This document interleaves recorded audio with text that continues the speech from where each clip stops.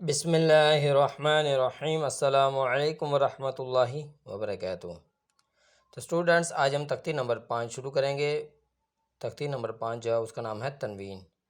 تو اس ویڈیو میں آپ کو تختی نمبر 5 میں جو ہدایات ہیں ان کے بارے میں بتاؤں گا۔ تختی نمبر 5 میں ہم کیا سیکھیں گے اس چیز کے بارے میں بتاؤں گا۔ تو چلیے شروع کرتے ہیں۔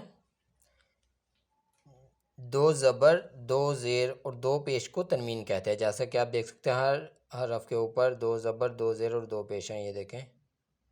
تو ان 2 زبر 2 زیر اور 2 پیش کو تنوین کہتے ہیں۔ اسی تنوین کی تختی سے ہم غنہ کرنے کی مشق کریں گے، یعنی کہ 2 زبر 2 زیر 2 پیش تنوین جہاں پر بھی ہو وہاں پر غنہ کرتے ہیں۔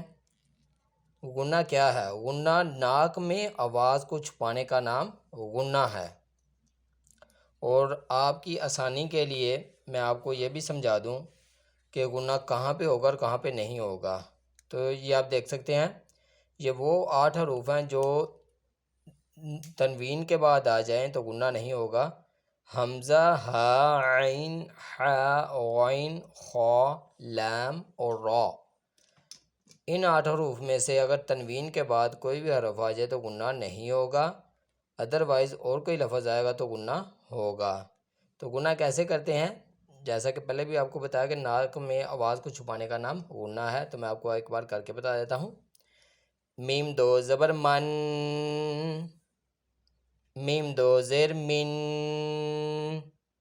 یہ جو میں لاسٹ میں ناک میں آواز کو چھپاتا ہوں اسے غنہ کہتے ہیں۔ تو مجھے امید ہے کہ آپ کو سمجھ آ گئی ہوگی۔